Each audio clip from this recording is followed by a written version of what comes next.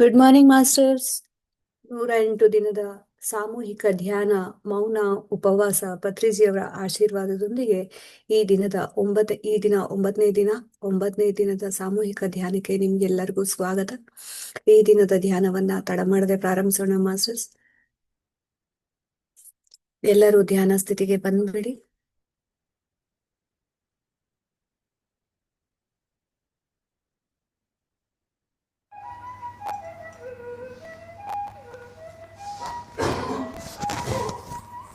Hello friends, ಎಲ್ರಿಗೂ ಕೂಡ ನಮಸ್ತೆ. ಬೆಳಗಿನ ಧ್ಯಾನಕ್ಕೆ ಎಲ್ರಿಗೂ ಕೂಡ ಸ್ವಾಗತ.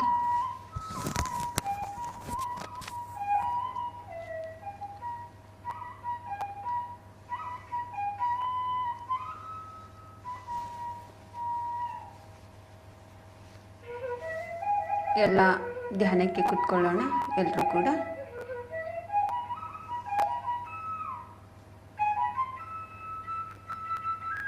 ಕೈ ಬೆರಳುಗಳನ್ನು ಕ್ರಾಸ್ ಮಾಡಿ,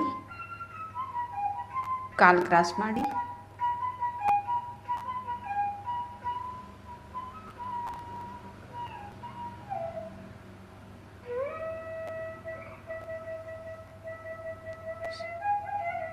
ಹಗುರವಾಗಿ ಕಣ್ಮುಚ್ಚಿ,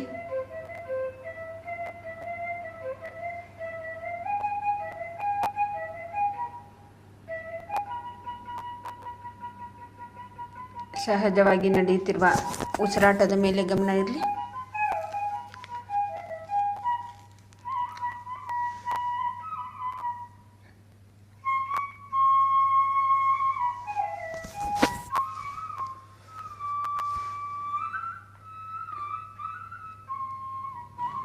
ಸಂಗೀತವನ್ನು ಕೇಳ್ತಾ ಕೇಳ್ತಾ ನಾವೆಲ್ಲರೂ ಕೂಡ ಧ್ಯಾನ ಮಾಡೋಣ ಫ್ರೆಂಡ್ಸ್.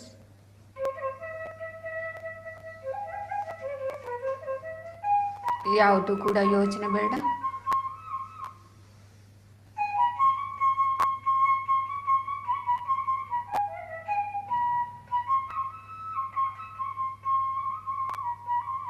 ಯೋಚನೆಗಳ ಹಿಂದೆ ಹೋಗೋದು ಬೇಡ.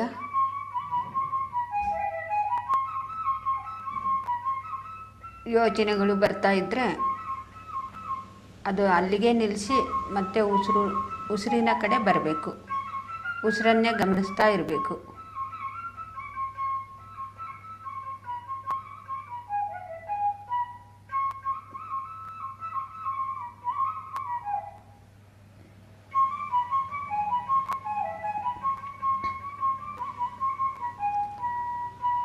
ನಾವು ಮನಸ್ಸನ್ನು ಶೂನ್ಯ ಮಾಡಿಕೊಂಡಾಗ ವಿಶ್ವ ಪ್ರಾಣಶಕ್ತಿ ನಮ್ಮ ಶರೀರದಲ್ಲಿ ಪ್ರವೇಶ ಆಗ್ತಾ ಇರುತ್ತೆ.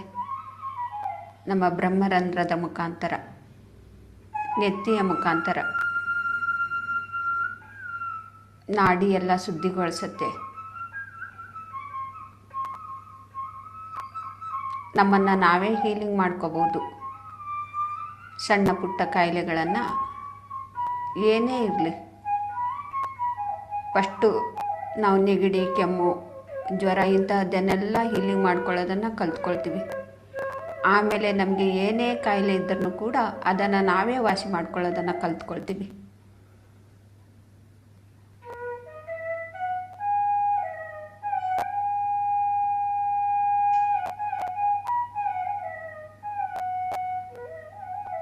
ಈ ರೀತಿ ನಾನು ಧ್ಯಾನವನ್ನು ಮಾಡ್ತಾ ನನಗೆ ಇರುವಂಥ ನೋವುಗಳನ್ನು, ಕಾಯಿಲೆಗಳನ್ನು ನಾನು ವಾಸಿ ಮಾಡ್ಕೊಂಡಿದ್ದೀನಿ ಫ್ರೆಂಡ್ಸ್.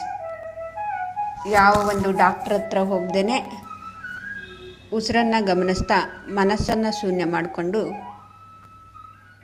ನಾನು ಎಷ್ಟೋ ನನಗೆ ಬಂದಂತಹ ಕಾಯಿಲೆಗಳನ್ನು ನಾನು ವಾಸಿ ಮಾಡ್ಕೊಂಡಿದ್ದೀನಿ.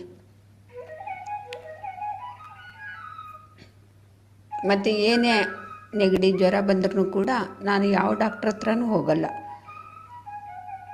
ಧ್ಯಾನದಲ್ಲಿ ಕೂತ್ಕೊಂಡು ಅದನ್ನು ನಾನು ವಾಸಿ ಮಾಡ್ಕೊಳ್ತಾ ಇರ್ತೀನಿ.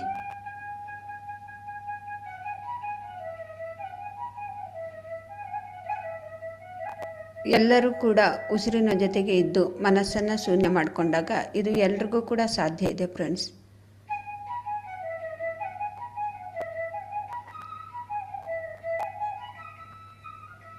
ಅದಕ್ಕೆ ಪತ್ರಿ ಸರ್ ಯಾವಾಗಲೂ ಕೂಡ ಹೇಳ್ತಾ ಇರ್ತಾರೆ, ನೋ ಡಾಕ್ಟರ್ ನೋ ಮೆಡಿಸನ್ ಅಂಥೇಳಿ.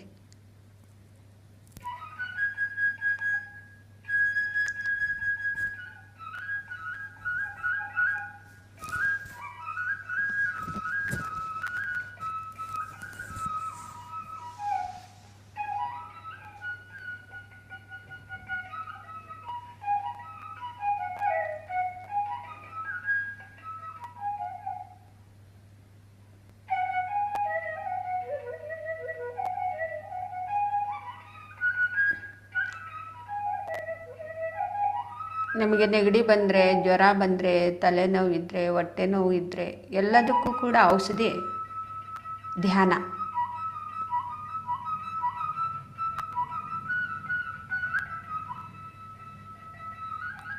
ಕೆಲವ್ರಿಗೆ ತುಂಬ ಒಂದು ದೊಡ್ಡ ದೊಡ್ಡ ಕಾಯಿಲೆಗಳನ್ನು ಬಂದಿರುತ್ತೆ. ಯಾವ ಡಾಕ್ಟ್ರ್ ಹತ್ರನೂ ಕೂಡ ತೋರಿಸಿದ್ರೂ ಕೂಡ ಕಡಿಮೆ ಆಗೋದಿಲ್ಲ. ಆವಾಗ ಅಂಥ ಒಂದು ಕಾಯಿಲೆ ನಮಗೆ ಕರ್ಮಾನುಸಾರವಾಗಿ ಬಂದಿರುತ್ತೆ.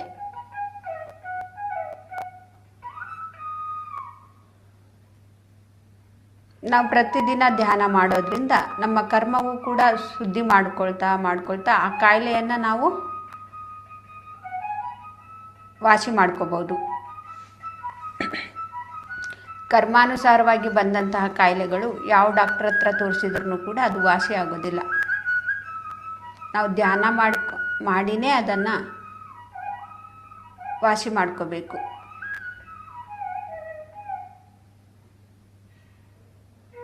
ಈ ರೀತಿ ಧ್ಯಾನದಲ್ಲಿ ಎಷ್ಟೋ ಕಾಯಿಲೆಗಳನ್ನು ಅನುಭವಿಸ್ತಾ ಇರೋರು, ಕರ್ಮಾನುಸಾರವಾಗಿ ಅನುಭವಿಸ್ತಾ ಇರೋರು ಎಷ್ಟೋ ಜನ ಕಾಯಿಲೆಗಳನ್ನು ವಾಸಿ ಮಾಡಿಕೊಂಡಿದ್ದಾರೆ. ಅದರಲ್ಲಿ ನಾನು ಕೂಡ ನನ್ನ ಒಂದು ಕರ್ಮಾನುಸಾರ ಬಂದಂತಹ ಒಂದು ಕಾಯಿಲೆಗಳನ್ನು ನಾನು ಕೂಡ ವಾಸಿ ಮಾಡ್ಕೊಂಡಿದ್ದೀನಿ ಫ್ರೆಂಡ್ಸ್. ಡಾಕ್ಟ್ರ್ ಹತ್ರ ತೋರಿಸಿದ್ರೂ ಕೂಡ ವಾಸಿ ಆಗದೆ ಇರುವಂಥದ್ದು, ಯಾವಾಗಲೂ ಕೂಡ ನೋವಿನಿಂದ ನರಳುತ್ತಾ ಇರೋದು ಧ್ಯಾನದಲ್ಲಿನೇ ನಾನು ಕೂಡ ಕಡಿಮೆ ಮಾಡಿಕೊಂಡಿರೋದು.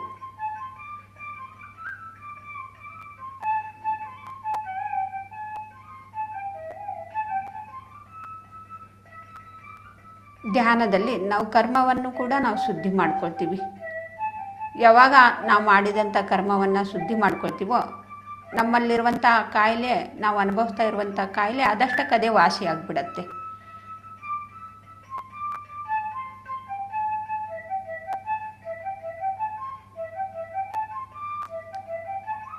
ಕೆಲವೊಂದು ಕಾಯಿಲೆಗಳು ನಮಗೆ ಯೋಚನೆಗಳಿಂದ ಬಂದಿರುತ್ತೆ, ಕೆಲವೊಂದು ಕಾಯಿಲೆಗಳು ನಮಗೆ ಕರ್ಮಾನುಸಾರವಾಗಿ ಬಂದಿರುತ್ತೆ,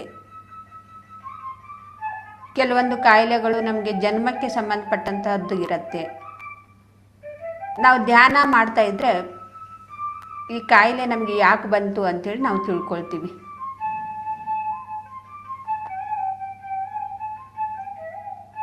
ನಮ್ಮ ಉಸಿರು ಎಂಬ ಗುರುವಿನ ಜೊತೆಗೆ ಇದ್ದು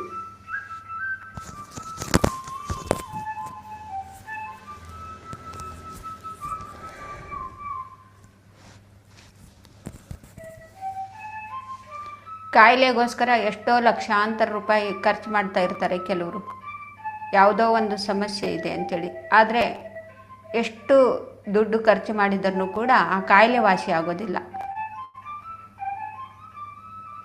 ಯಾಕೆ ವಾಸಿ ಆಗೋದಿಲ್ಲ ಅಂದರೆ ಅದು ಇರೋದೊಂದು, ನಾವು ಮಾಡ್ತಾ ಇರೋದೊಂದು. ಅಂತಹ ಒಂದು ಕಾಯಿಲೆ ಡಾಕ್ಟ್ರ್ ಹತ್ರ ತೋರಿಸಿದ್ರೆ ವಾಸಿ ಆಗೋದಿಲ್ಲ. ನಾವು ಧ್ಯಾನ ಮಾಡಿದರೆ ವಾಸಿ ಆಗತ್ತೆ. ಕರ್ಮವನ್ನು ಶುದ್ಧಿ ಮಾಡಿಕೊಂಡಾಗ ಆ ಕಾಯಿಲೆ ವಾಸಿ ಆಗತ್ತೆ. ಅಲ್ಲಿವರೆಗೂ ಅದನ್ನು ವಾಸಿ ಆಗೋದಿಲ್ಲ ಆ ಕಾಯಿಲೆ.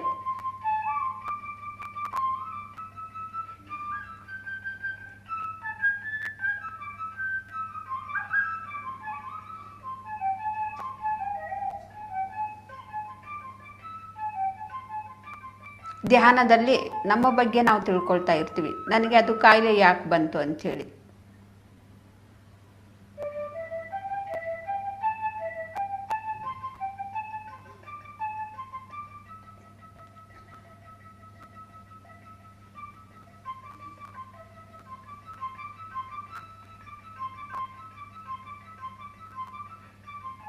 ಮತ್ತು ಮನೆಯಲ್ಲಿ ಸಮಸ್ಯೆಗಳು ಇದ್ದರೆ ಅದು ಜನ್ಮಕ್ಕೆ ಸಂಬಂಧಪಟ್ಟಿದ್ದಿರುತ್ತೆ.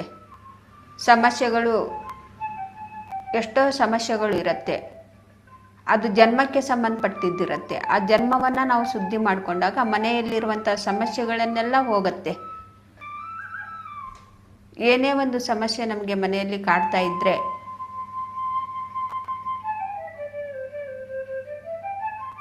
ಅದನ್ನೆಲ್ಲ ಜನ್ಮಕ್ಕೆ ಸಂಬಂಧಪಟ್ಟಿದ್ದಿರುತ್ತೆ ಫ್ರೆಂಡ್ಸ್.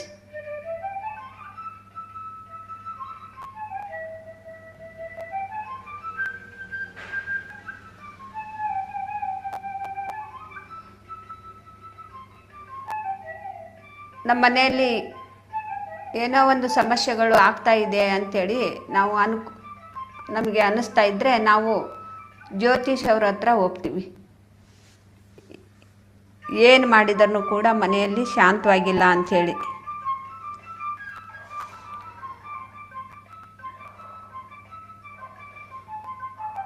ಮತ್ತು ಆ ಮನೆಗೂ ಕೂಡ ನಾವು ವಾಸ್ತು ಸರಿ ಇಲ್ಲ, ಅದು ಸರಿ ಮಾಡಿಸ್ಕೋಬೇಕು, ಇದು ಸರಿ ಮಾಡಬೇಕು ಅಂಥೇಳಿ ಮನೇನ ನಾವು ಸರಿ ಮಾಡೋದಕ್ಕೆ ಪ್ರಯತ್ನ ಪಡ್ತಾ ಇರ್ತೀವಿ. ವಾಸ್ತು ಸರಿ ಮಾಡೋದಕ್ಕೆ ನಾವು ಪ್ರಯತ್ನ ಪಡ್ತಾ ಇರ್ತೀವಿ. ಆದರೆ ನಮ್ಮನ್ನು ನಾವು ಸರಿ ಮಾಡ್ಕೋಬೇಕು ಅನ್ನೋದು ನಮಗೆ ಅದು ಬರೋದಿಲ್ಲ.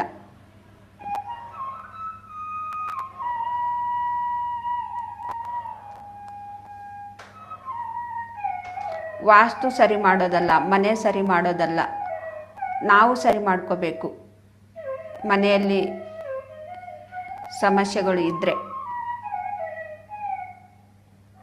ನಾವು ಸರಿ ಮಾಡ್ಕೋಬೇಕಂದ್ರೆ ನಾವು ಪ್ರತಿದಿನ ಧ್ಯಾನ ಮಾಡಬೇಕು. ನಮ್ಮ ಯೋಚನೆಗಳಿಂದ ನಮ್ಮ ಮನೆಯ ಪರಿಸ್ಥಿತಿಗಳನ್ನು ನಾವು ಬದಲಾಯಿಸ್ಕೊಳ್ತೀವಿ. ಮನೆಯಲ್ಲಿರುವಂಥ ಸಮಸ್ಯೆಗಳನ್ನು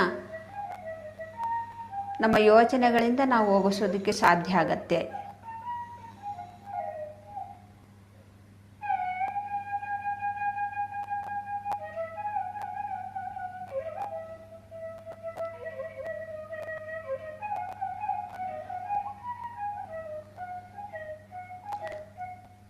ಧ್ಯಾನದಿಂದ A to Z ಲಾಭ.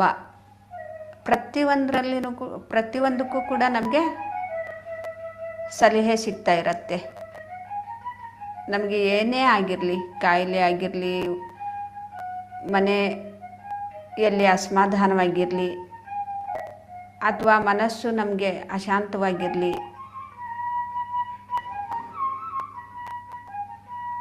ಅಥವಾ ಕೆಲಸದಲ್ಲಿ ನಾವು ಏನೇ ಕೆಲಸಕ್ಕೆ ಕೈ ಹಾಕಿದ್ರೂ ಕೂಡ ಅದು ಯಾವುದೂ ಕೂಡ ಕೆಲಸ ಆಗ್ತಾ ಇರೋದಿಲ್ಲ. ಅಂತಹದ್ದಕ್ಕೆಲ್ಲ ಪರಿಹಾರ ಧ್ಯಾನ ಒಂದೇ.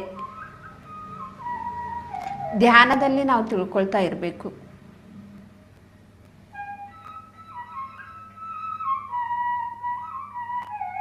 ನಮ್ಮ ಜೊತೆಗೆ ನಾವು ಇದ್ದು ಯಾಕೆ ಈ ರೀತಿ ಆಗ್ತಾ ಇದೆ ಅಂಥೇಳಿ ನಾವು ತಿಳ್ಕೊಳ್ತಾ ಇದ್ದರೆ ನಮಗೆ ಸರಿಯಾದ ಆನ್ಸರ್ ಸಿಗುತ್ತೆ. ಸರಿಯಾದ ನಾವು ಮಾರ್ಗಕ್ಕೆ ಹೋಗ್ತೀವಿ. ಉಸಿರು ಎಂಬ ಗುರುವೇ ನಮಗೆ ಸರಿಯಾದ ಮಾರ್ಗ ತೋರಿಸ್ಕೊಡುತ್ತೆ. ಬೇರೆ ಯಾರು ಕೂಡ ನಮಗೆ ಸರಿಯಾದ ಮಾರ್ಗವನ್ನು ತೋರಿಸ್ಕೊಡೋದಿಲ್ಲ ಫ್ರೆಂಡ್ಸ್. ನಮ್ಮ ಜೊತೆಗೆ ಇದ್ದು, ನಮ್ಮ ಉಸಿರು ಎಂಬ ಗುರುವಿನ ಜೊತೆಗೆ ಇದ್ದು ನಾವು ಸರಿಯಾದ ಮಾರ್ಗಕ್ಕೆ ಹೋದಾಗ ನಮ್ಮಲ್ಲಿರುವಂಥ ಪ್ರತಿಯೊಂದು ಸಮಸ್ಯೆ ಆಗಲಿ, ಕಾಯಿಲೆ ಆಗಲಿ, ಏನೇ ಆಗಲಿ ಅದನ್ನು ಪರಿಹಾರ ಮಾಡ್ಕೊಳ್ತೀವಿ ನಮ್ಮ ಜೊತೆಗೆ ನಾವಿದ್ದು.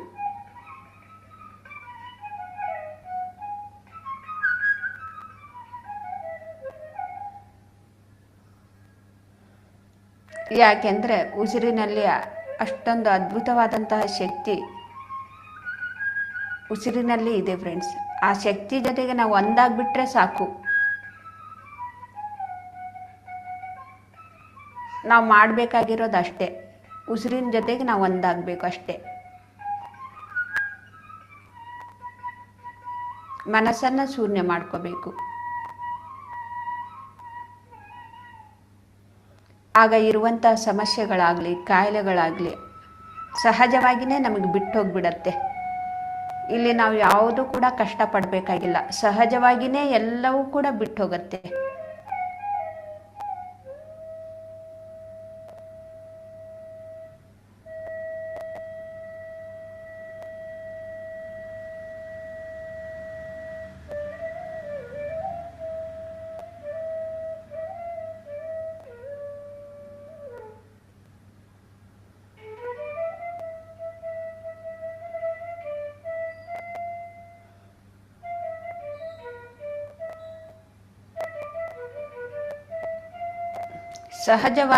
ಸಹಜವಾಗಿ ನಡೆಯುತ್ತಿರುವ ಉಸಿರಾಟದ ಜೊತೆಗೆ ನಾವಿದ್ದರೆ ಎಲ್ಲವೂ ಕೂಡ ಸಹಜವಾಗಿಯೇ ನಮಗೆ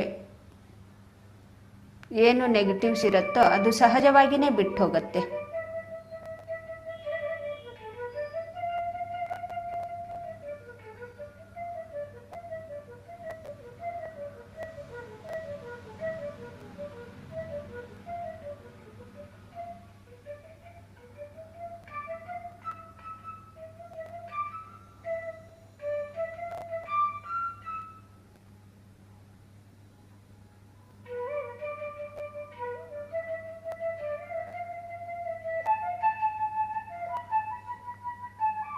ಪ್ರತಿದಿನ ನಾವು ಧ್ಯಾನ ಮಾಡ್ತಾ ಇರೋದ್ರಿಂದ ಕಾಮ, ಕ್ರೋಧ, ಲೋಭ, ಮೋಹ, ಮದ, ಮತ್ಸರಗಳನ್ನು ಕೂಡ ನಮಗೆ ಬಿಟ್ಟು ಹೋಗುತ್ತೆ.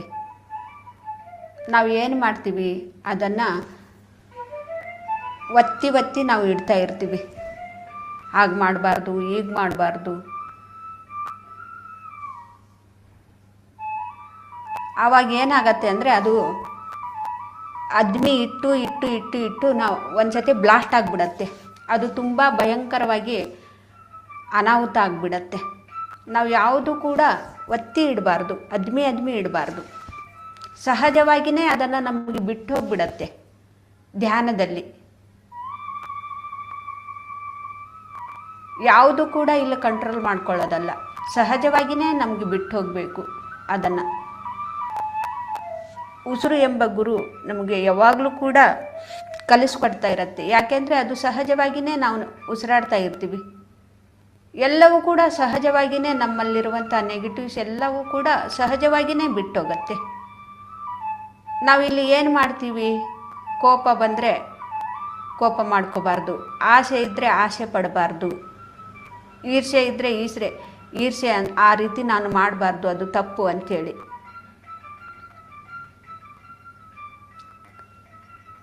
ಎಲ್ಲವೂ ಕೂಡ ತಪ್ಪು ತಪ್ಪು ತಪ್ಪು ಅಂಥೇಳಿ ನಮಗೆ ಏನು ಮೊದಲಿಂದನೂ ಕೂಡ ದೊಡ್ಡವರು ಹೇಳ್ಕೊಂಡು ಬಂದಿದ್ದಾರೆ.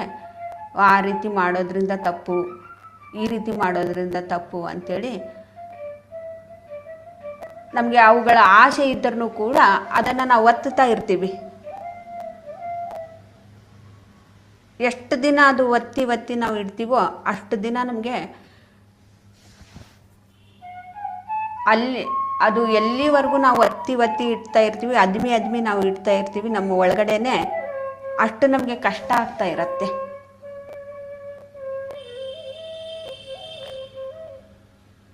ನಾವಿಲ್ಲಿ ಧ್ಯಾನಕ್ಕೆ ಬಂದಾಗ ನಾವು ಏನು ಮಾಡ್ತೀವಿ ಅಂದರೆ, ನಮ್ಮ ಒಳಗಡೆ ಏನೇ ಒಂದು ಆಸೆ ಬಂದಿರಲಿ, ಏನೋ ಒಂದು ಕ್ರೋಧ ಬಂದಿರಲಿ, ಆವಾಗ ಅದನ್ನು ನಾವು ಸುಮ್ಮನೆ ನೋಡ್ತಾ ಇರ್ತೀವಿ. ಧ್ಯಾನಕ್ಕೆ ಕೂತ್ಕೊಂಡಾಗ ಹಾಗೇ ನೋಡ್ತಾ ಇರಬೇಕು.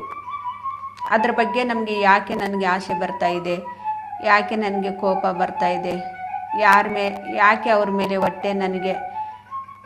ಹೊಟ್ಟೆ ಕಿಚ್ಚು ನಾನು ಪಡ್ತಾ ಇದ್ದೀನಿ, ಈ ರೀತಿ ನಾನು ಅಂದ್ಕೊಳ್ತಾ ಕೂತ್ಕೊಳ್ಳೋದಲ್ಲ.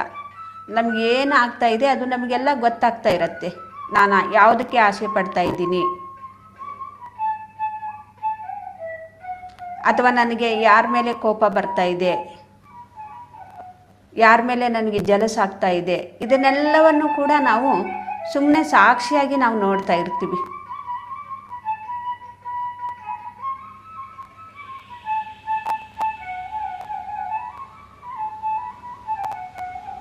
ಮತ್ತು ಸುಮ್ಮನೆ ಬೇರೆಯವ್ರ ಮೇಲೆ ಸುಳ್ಳು ಅಪವಾದನೆಗಳನ್ನು ನಾವು ಕೊಡ್ತಾ ಇರ್ತೀವಿ. ಇದನ್ನೆಲ್ಲವೂ ಕೂಡ ಸಹಜವಾಗಿ ಎಲ್ಲರ ಹತ್ರನೂ ಇದು ಇರುತ್ತೆ. ಈ ಗುಣಗಳು ಎಲ್ಲರ ಹತ್ರನೂ ಕೂಡ ಇರುತ್ತೆ. ಕಾಮ, ಕ್ರೋಧ, ಲೋಭ, ಮೋಹ, ಮದ, ಮತ್ಸರಗಳನ್ನು ಅದನ್ನೆಲ್ಲ ನಾವು ದಾಟಬೇಕಂದ್ರೆ ಅಷ್ಟು ಸುಲಭ ಅಲ್ಲ ಫ್ರೆಂಡ್ಸ್.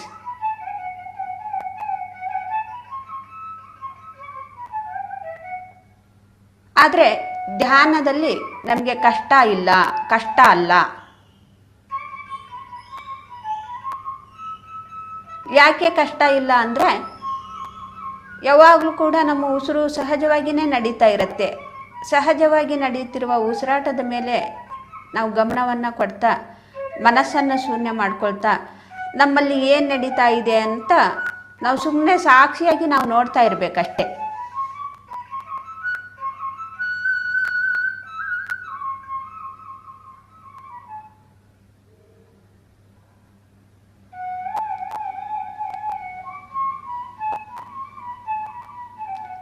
ಆಗ ನಮ್ಮಲ್ಲಿರುವಂಥ ಗುಣಗಳನ್ನು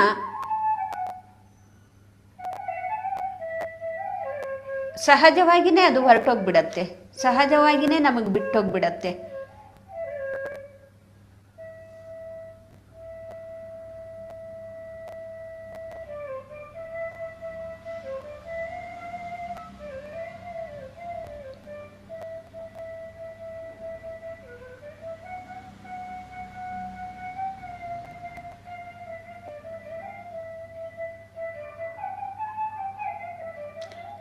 ಎಷ್ಟೋ ಜನಕ್ಕೆ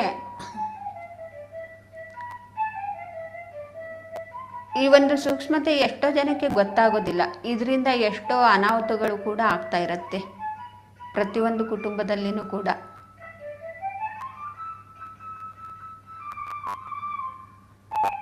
ಆಸೆಯೇ ದುಃಖಕ್ಕೆ ಮೂಲ ಅಂತ ಹೇಳಿ ಹೇಳ್ತಾರೆ ಭಗವಾನ್ ಬುದ್ಧ ಅವರು. ಆ ಆಸೆ ಎಲ್ಲಿಂದ ಬರುತ್ತೆ ಅಂದರೆ ಅಜ್ಞಾನದಿಂದ ಬರುತ್ತೆ. ಆತ್ಮಜ್ಞಾನ ಇಲ್ಲದೆ ಇರೋದ್ರಿಂದ ಆ ಆಸೆ ಬರೋದು.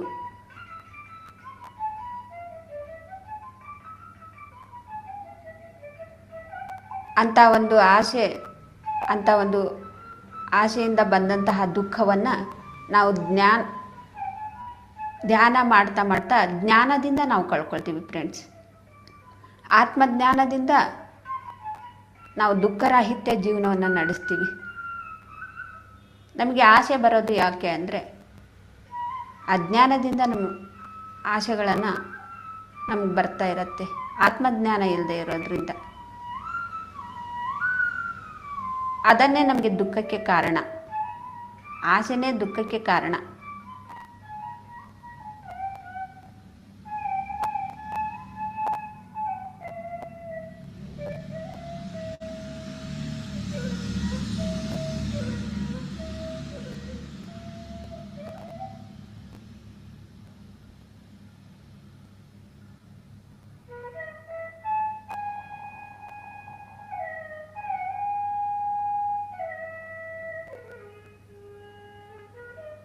ನಾವು ದಿನಾಲೂ ಕೂಡ ಧ್ಯಾನ ಮಾಡ್ತಾ ಇದ್ದರೆ, ಅರಿವಿನಿಂದ ನಾವು ಧ್ಯಾನ ಮಾಡ್ತಾ ಇದ್ದರೆ ನಮ್ಮ ಒಂದು ಜೀವನ ಯಾಕೆ ದುಃಖದಲ್ಲಿ ಇದೆ ಅಂಥೇಳಿ ನಾವು ತಿಳ್ಕೊಂಡು ಅದರಿಂದ ನಾವು ಹೊರಗಡೆ ಬರ್ತೀವಿ.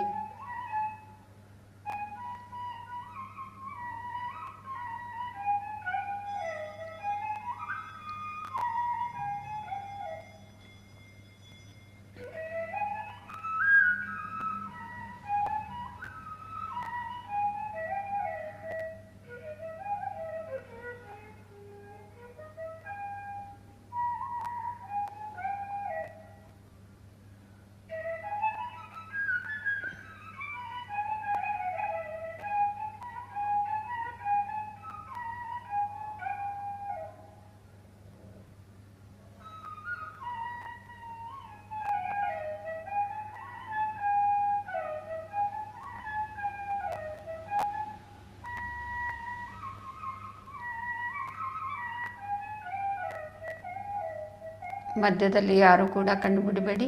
ಸಹಜವಾಗಿ ನಡೆಯುತ್ತಿರುವ ಉಸಿರಾಟದ ಮೇಲೆ ಗಮನ ಇರಲಿ ಫ್ರೆಂಡ್ಸ್.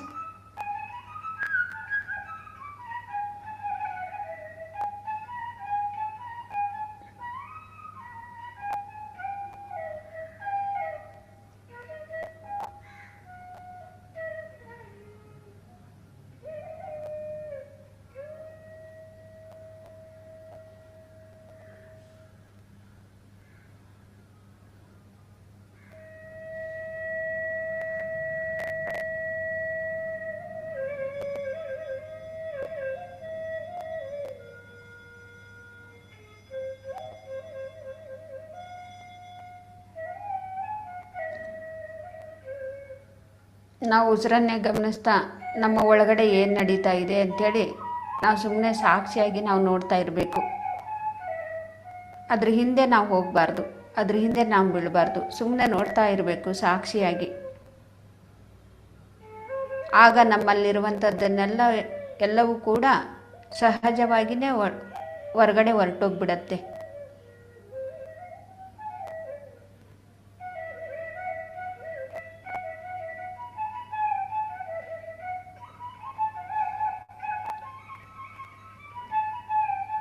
ನಾವು ಯಾವುದು ಕೂಡ ಇಲ್ಲಿ ಹಠದಿಂದ ನಾವು ಮಾಡಬಾರ್ದು. ಉಸಿರು ಕೂಡ ಅಷ್ಟೇ. ನಾವು ಕುಂಭಕ, ರೇಚಕ, ಪೂರಕ ಅದರ ಉಸಿರು ಹಿಡ್ಕೊಂಡು ಕೂತ್ಕೊಳ್ಳೋದು, ಮತ್ತು ನಾವಾಗೆ ಬಿಡೋದು, ಜೋರಾಗಿ ಉಸಿರನ್ನು ಬಿಡೋದು, ಮತ್ತು ತಗೊಳ್ಳೋದು, ಈ ರೀತಿ ಎಲ್ಲ ಇದು ಹಠಯೋಗ ಪ್ರಾಣಾಯಾಮ. ಹಠದಿಂದ ನಾವು ಯಾವುದು ಕೂಡ ಮಾಡಬಾರ್ದು. ಸಹಜವಾಗಿ ನಡೆಯುತ್ತಿರುವ ಉಸಿರಾಟವನ್ನು ನಾವು ಗಮನಿಸ್ತಾ ಇರಬೇಕು.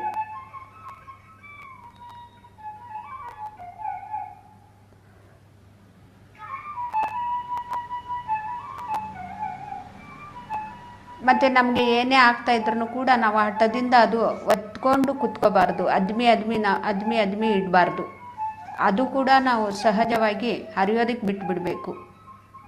ಸಾಕ್ಷಿಯಾಗಿ ನೋಡ್ತಾ ನೋಡ್ತಾ ಅದು ಸಹಜವಾಗಿಯೇ ನಮಗೆ ಬಿಟ್ಟು ಹೋಗಬೇಕು.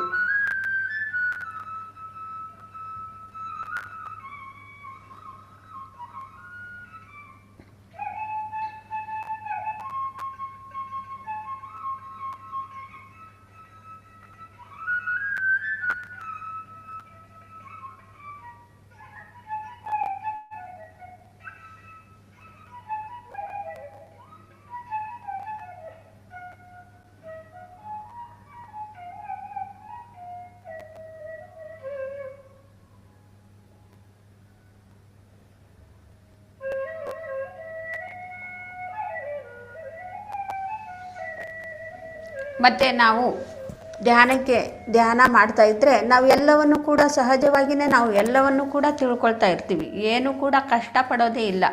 ಅವ್ರ ಜೊತೆಗಿದ್ದು ಕಲ್ತ್ಕೋಬೇಕು, ಇನ್ನೊಬ್ಬರ ಜೊತೆಗಿದ್ದು ನಾವು ಕಲ್ತ್ಕೋಬೇಕು ಅಂತ ಏನಿಲ್ಲ. ಎಲ್ಲವೂ ಕೂಡ ಸಹಜವಾಗಿಯೇ ನಾವು ಕಲಿತಾ ಇರ್ತೀವಿ, ನಾನು ಏನು ಮಾಡಬೇಕು ಅಂತ.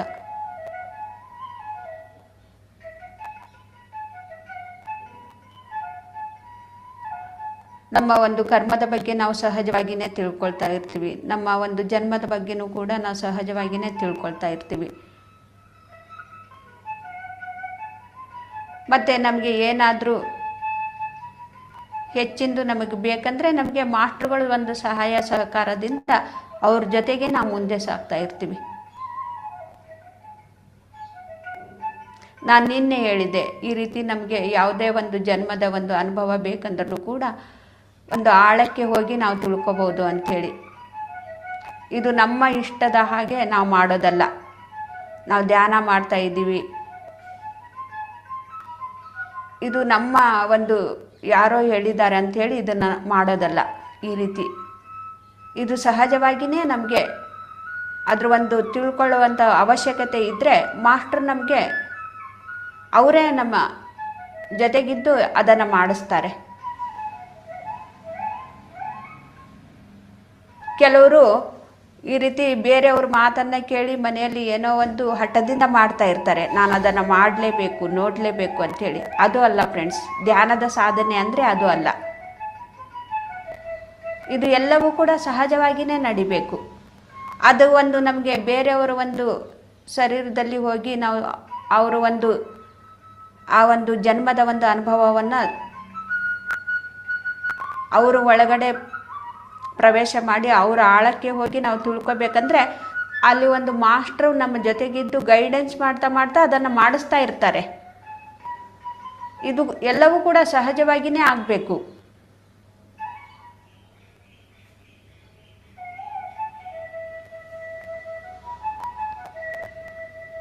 ನಾವು ಧ್ಯಾನದಲ್ಲಿ ನಮಗೆ ಒಂದು ಉಪವಾಸ ಮಾಡಬೇಕು ಅಂದರೆ ಅದು ನಮ್ಮ ಒಳಗಡೆ ಬಂದರೆ ಮಾತ್ರ, ಅಂತರಂಗದಿಂದ ಬಂದರೆ ನಾವು ಉಪವಾಸ ಮಾಡಬೇಕು.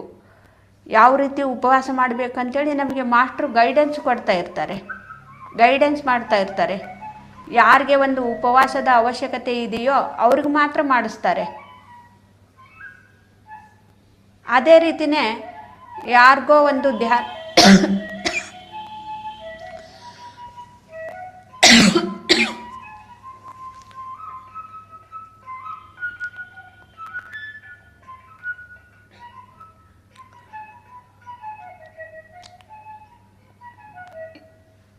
ಅದೇ ರೀತಿಯೇ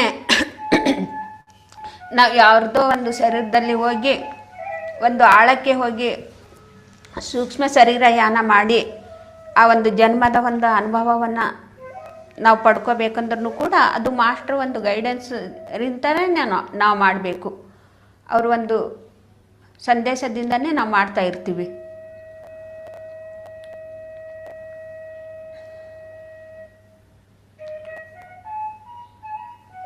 ನಾವಿಲ್ಲಿ ಹಠದಿಂದ ಯಾವುದು ಕೂಡ ಮಾಡಬಾರ್ದು, ಯಾರೋ ಏನೋ ಹೇಳಿದ್ದಾರೆ ಅಂಥೇಳಿ. ನಮಗೆ ಧ್ಯಾನದಲ್ಲಿ ಏನು ಮಾಡಬೇಕು ಅನಿಸುತ್ತೆ, ನಮ್ಮ ಅಂತರಂಗದ ವಾಣಿ ನಮಗೆ ಏನು ಹೇಳ್ಕೊಡತ್ತೆ ನಾವು ಅದನ್ನು ಮಾಡಬೇಕು. ಆವಾಗ ನಮ್ಮ ಜೊತೆಗೆ ಇದ್ದು ಎಲ್ಲವನ್ನೂ ಕೂಡ ಮಾಡಿಸ್ತಾ ಇರ್ತಾರೆ ಮಾಸ್ಟರು.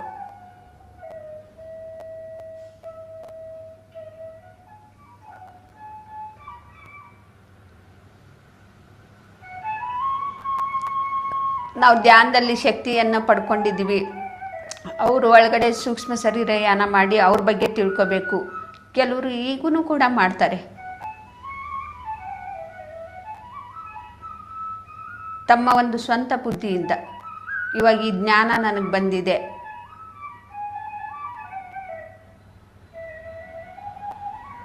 ಬೇರೆಯವರ ಒಂದು ಸೂಕ್ಷ್ಮ ಶರೀರದಲ್ಲಿ ಹೋಗಿ ತಿಳ್ಕೊಳ್ಳುವಂಥ ಒಂದು ಶಕ್ತಿಯನ್ನು ನಾವು ಪಡ್ಕೊಂಡಿದ್ದೀವಿ. ಆವಾಗ ನಾವು ಈ ದಿವ್ಯ ದೃಷ್ಟಿಯನ್ನು ಸಂಪಾದನೆ ಮಾಡ್ಕೊಂಡಿದ್ದೀವಿ. ಆ ದಿವ್ಯ ದೃಷ್ಟಿನೇ ನಮಗೆ ಶ್ರಾಪ ಆಗಿಬಿಡತ್ತೆ. ನಾವು ಏನೇ ಒಂದು ಸಂಪಾದನೆ ಮಾಡ್ಕೊಂಡಿದ್ರೂ ಕೂಡ ಅದು ನಮಗೆ ವರ ಆಗಬೇಕು ಫ್ರೆಂಡ್ಸ್. ಧ್ಯಾನದಲ್ಲಿ ನಾವು ಎಷ್ಟೋ ಸಂಪಾದನೆಯನ್ನು ಮಾಡ್ಕೊಳ್ತೀವಿ. ಆ ವರನೇ ಅದನ್ನು ನಾವು ವರವಾಗಿ ನಾವು ಪಡ್ಕೋಬೇಕು. ಅದನ್ನು ನಾವು ಶ್ರಾಪವಾಗಿ ನಾವು ಪಡ್ಕೋಬಾರ್ದು.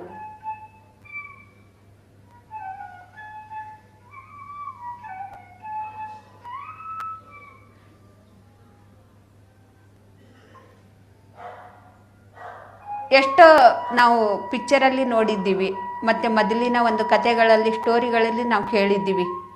ಧ್ಯಾನಕ್ಕೆ ಕುಂತು ನನಗೆ ಅದು ಬೇಕು ಇದು ಬೇಕು ಅಂತೇಳಿ ಕೇಳಿಕೊಂಡು ವರ ಪಡ್ಕೊಂಡು ಆ ವರನೇ ಅವ್ರುಗಳಿಗೆ ಶ್ರಾಪ ಆಯಿತು. ಭಗವಂತನನ್ನೇ ನಾನು ಜಯಿಸಬೇಕು ಆ ರೀತಿ ಕೂಡ ವರವನ್ನು ಕೇಳಿ ಅವರು ಒಂದು ಇದಕ್ಕೆ ನಾಶಕ್ಕೆ ಅವರೇ ಕಾರಣ ಆಗಿದ್ದರು. ಇದೆಲ್ಲ ನಾವು ನೋಡಿದ್ದೀವಿ ಪಿಕ್ಚರ್ದಲ್ಲಿ ನೋಡಿರೋದಲ್ಲ. ಇದು ನಿಜವಾಗ್ಲೂ ಕೂಡ ಧ್ಯಾನ ಒಂದು ಮಾಡೋರು ಈ ರೀತಿಯೂ ಕೂಡ ದುರುಪಯೋಗ ಪಡ್ಕೊಳ್ತಾ ಇರ್ತಾರೆ ಈ ಧ್ಯಾನದ ಶಕ್ತಿಯನ್ನು. ಏನೇ ಮಾಡಿದ್ರೂ ಕೂಡ ನಾವು ಸಹಜವಾಗಿಯೇ ನಮಗೆ ಬರಬೇಕು.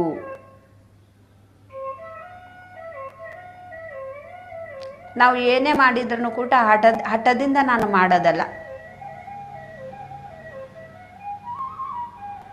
ಕೆಲವರು ನೋಡಿ ಪ್ರಾಣಾಯಾಮ ಮಾಡ್ತಾ ಇರುವಾಗ ಎಷ್ಟೊಂದು ಕಷ್ಟಪಡ್ತಾ ಇರ್ತಾರೆ. ಆದ್ರೆ ಉಸಿರನ್ನು ಹಿಡಿದಿಟ್ಕೊಳ್ಳೋದು ಬಿಡೋದು ಯಾಕೆ ಆ ರೀತಿ ಮಾಡ್ತಾ ಇದ್ದಾರೆ ಅಂದರೆ ತಮ್ಮಲ್ಲಿರುವಂಥ ಕಾಮ ಕ್ರೋಧ ಲೋಭಗಳನ್ನು ಅದನ್ನು ಬಿಡಬೇಕು ಅಂಥೇಳಿ ಅದನ್ನು ಒತ್ತಿ ಇಟ್ಕೊಳ್ತಾ ಇರ್ತಾರೆ. ಅಂಥ ಒಂದು ಹಠಯೋಗ ಪ್ರಾಣಾಯಾಮದಿಂದ ಅದು ಯಾವತ್ತೂ ಒಂದಿನ ಬ್ಲಾಸ್ಟ್ ಆಗಿಬಿಡತ್ತೆ.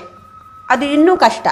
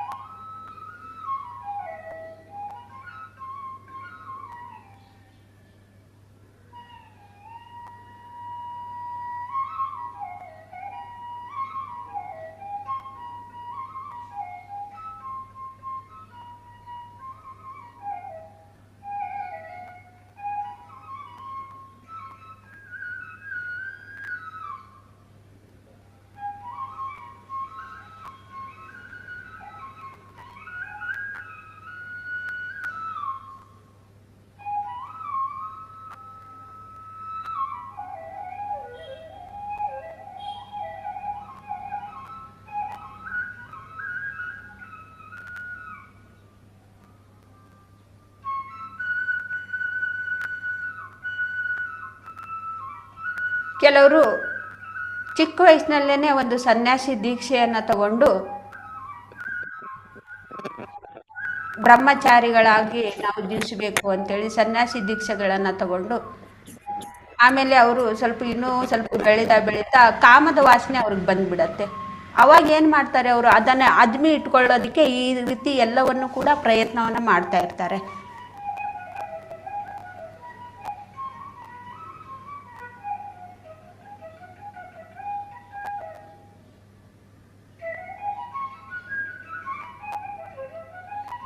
ಯಾವುದು ಕೂಡ ಹಠದಿಂದ ಮಾಡೋದಲ್ಲ ಫ್ರೆಂಡ್ಸ್.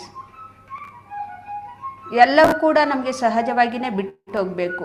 ಅದಕ್ಕೆ ಪತ್ರಿ ಸರ್ ಏನು ಹೇಳ್ತಾರೆ ಅಂದರೆ, ಸಂಸಾರದಲ್ಲೇ ಇದ್ಕೊಂಡು ನಿರ್ವಾಣವನ್ನು ಕಾಣಬೇಕು. ಒಂದು ಗಂಡು ಒಂದು ಹೆಣ್ಣಿನ ಜೊತೆಗೆ ಸೇರಿ ಕಲಿಬೇಕು. ಒಂದು ಹೆಣ್ಣು ಒಂದು ಗಂಡಿನ ಜೊತೆಗೆ ಇದ್ದು ಕಲ್ತ್ಕೋಬೇಕು.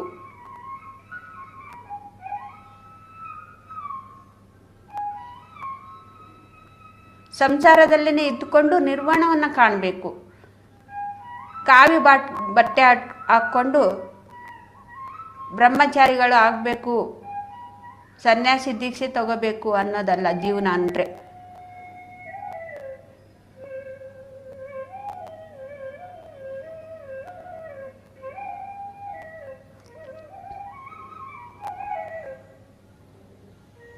ನಮ್ಮಲ್ಲಿ ಯಾವೊಂದು ವಾಸನೆ ಇದೆ ಅದನ್ನು ನಾವು ತಿಳ್ಕೋಬೇಕು. ಹೆಣ್ಣಿಂದ ವಾಸನೆ ಇದೆಯಾ, ಮಣ್ಣಿಂದ ವಾಸನೆ ಇದೆಯಾ, ಹೊನ್ನಿಂದ ವಾಸನೆ ಇದೆಯಾ, ಯಾವುದು ವಾಸನೆ ಇದೆ ನಮ್ಮಲ್ಲಿ, ಆ ವಾಸನೆಯನ್ನು ನಾವು ತಿಳ್ಕೊಂಡು ಅದನ್ನು ನಾವು ಅರಿವಿನಿಂದ ನೋಡ್ತಾ ಇರಬೇಕಷ್ಟೇ. ಎಲ್ಲವೂ ಕೂಡ ಸಹಜವಾಗಿ ಬಿಟ್ಟು ಹೋಗ್ಬಿಡತ್ತೆ.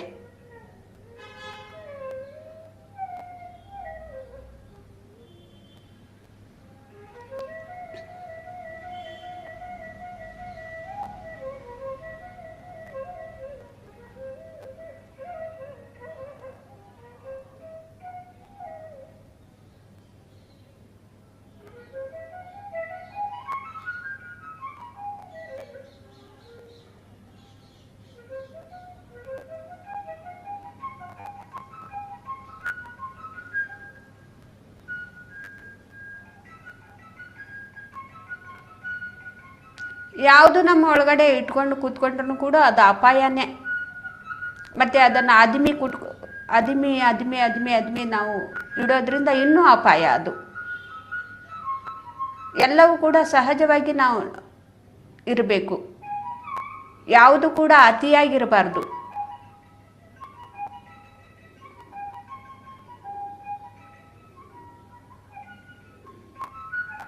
ನಾವು ತಿನ್ನುವಂಥ ಆಹಾರ ಕೂಡ ಅಷ್ಟೇ, ಅತಿಯಾಗಿರಬಾರ್ದು. ಮಿತಾಹಾರವನ್ನು ನಾವು ಮಾಡಬೇಕು.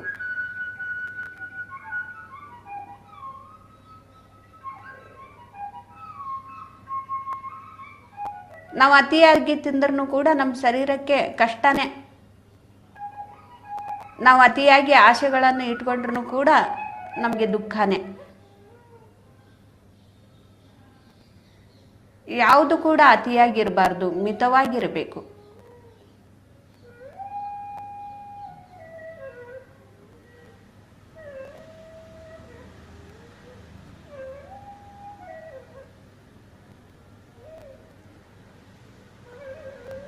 ಆದರೆ ಧ್ಯಾನ ಮಾಡ್ತಾ ಇರುವಾಗ ನಮ್ಮಲ್ಲಿರುವಂಥ ವಾಸನೆಗಳನ್ನು ನಾವು ತಿಳ್ಕೊಳ್ತಾ ಇರುವಾಗ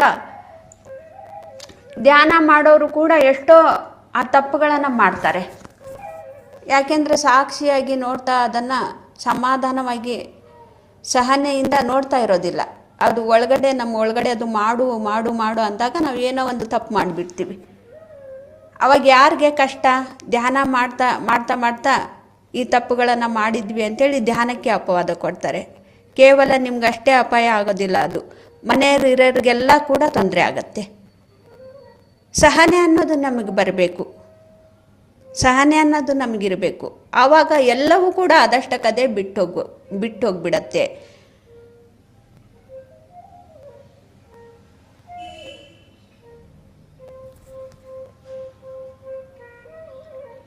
ಈ ರೀತಿ ನಾವು ಸಾಕ್ಷಿಯಾಗಿ ನೋಡೋದ್ರಿಂದನೇ ನಾವು ಎಷ್ಟೋ ಕರ್ಮಗಳನ್ನು ಕಳ್ಕೊಳ್ತೀವಿ ಫ್ರೆಂಡ್ಸ್. ಎಷ್ಟೋ ಜನ್ಮಗಳನ್ನು ನಾವು ಶುದ್ಧಿ ಮಾಡ್ಕೊಳ್ತೀವಿ. ಸಾಕ್ಷಿಯಾಗಿ ನಾವು ಸಹನೆಯಿಂದ ಕೂತ್ಕೊಂಡು ಸಮಾಧಾನವಾಗಿ ಸಾಕ್ಷಿಯಾಗಿ ನಾವು ನೋಡೋದ್ರಿಂದ ಎಷ್ಟೋ ಜನ್ಮಗಳನ್ನು ನಾವು ಶುದ್ಧಿ ಮಾಡ್ಕೊಳ್ತೀವಿ, ಕರ್ಮಗಳನ್ನು ನಾವು ಶುದ್ಧಿ ಮಾಡ್ಕೊಳ್ತೀವಿ.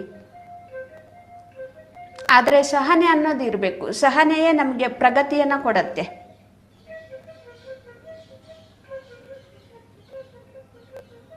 ಧ್ಯಾನದಲ್ಲಿ ನಮಗೆ ಎಷ್ಟೋ ಕೆಟ್ಟ ಯೋಚನೆಗಳು ಬರುತ್ತೆ. ಧ್ಯಾನದಲ್ಲಿ ಬಂದಿರೋದನ್ನು ಮಾಡಬೇಕು ಅಂತ ಎಷ್ಟೋ ಜನ ಕೂಡ ಎಷ್ಟೆಷ್ಟೋ ತಪ್ಪುಗಳನ್ನು ಕೂಡ ಮಾಡ್ತಾ ಇರ್ತಾರೆ. ಫಸ್ಟು ಸ್ಟಾರ್ಟಿಂಗ್ನಲ್ಲಿ ಧ್ಯಾನಕ್ಕೆ ಬಂದವರು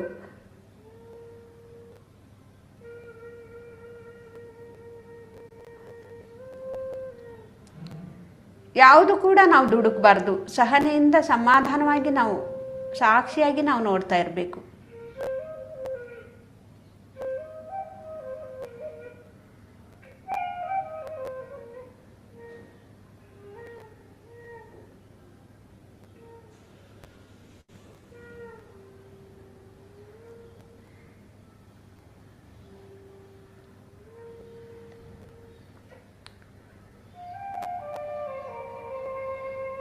ನಾನು ಎಷ್ಟೋ ಜನಕ್ಕೆ ನಾನು ಕೇಳ್ತೀನಿ, ಕೆಲವರು ಧ್ಯಾನ ಮಾಡ್ತಾ ಮಾಡ್ತಾ ತಪ್ಪುಗಳನ್ನು ಮಾಡ್ತಾ ಇರ್ತಾರೆ.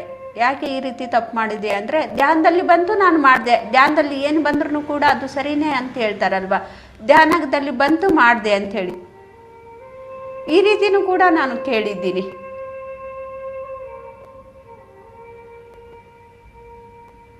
ಧ್ಯಾನ ಮಾಡ್ತಾ ಇದ್ದೀವಿ, ಯಾವುದು ಸರಿ ಯಾವುದು ತಪ್ಪು. ನಮ್ಮಲ್ಲಿ ಸುರರು ಇರ್ತಾರೆ, ಅಸುರರು ಕೂಡ ಒಂದು ಶಕ್ತಿ ಇರುತ್ತೆ, ಎರಡು ಕೂಡ ಇರುತ್ತೆ. ಆಯ್ಕೆ ಯಾವುದನ್ನ ಮಾಡ್ತೀವಿ ನಾವು, ಹಾಗೆ ನಮ್ಮ ಧ್ಯಾನದ ಶಕ್ತಿ ಹಾಗೆ ಕರ್ಕೊಂಡು ಹೋಗ್ತಾ ಇರುತ್ತೆ. ನಮ್ಮ ಒಂದು ಧ್ಯಾನವನ್ನು ಮಾಡ್ತಾ ಮಾಡ್ತಾ ಅಸುರರ ಒಂದು ಶಕ್ತಿ ಜೊತೆಗೆ ನಾವು ಸೇರಿಕೊಂಡ್ರೆ ಅಸುರರಾಗ್ತೀವಿ. ಧ್ಯಾನವನ್ನು ಮಾಡ್ತಾ ಮಾಡ್ತಾ ಸುರರ ಒಂದು ಶಕ್ತಿ ಜೊತೆಗಿದ್ರೆ ನಾವು ಸುರರಾಗ್ತೀವಿ. ಆಯ್ಕೆ ಯಾವುದನ್ನು ಮಾಡ್ಕೊಂಡಿರ್ತೀವಿ ಆ ಮಾರ್ಗಕ್ಕೆ ನಾವು ಹೋಗ್ತಾ ಇರ್ತೀವಿ. ಇದನ್ನೆಲ್ಲ ನಾವು ಧ್ಯಾನಕ್ಕೆ ಕೂತ್ಕೊಂಡಾಗ ತುಂಬ ಅರಿವಿನಿಂದ ನಾವು ನೋಡಬೇಕು.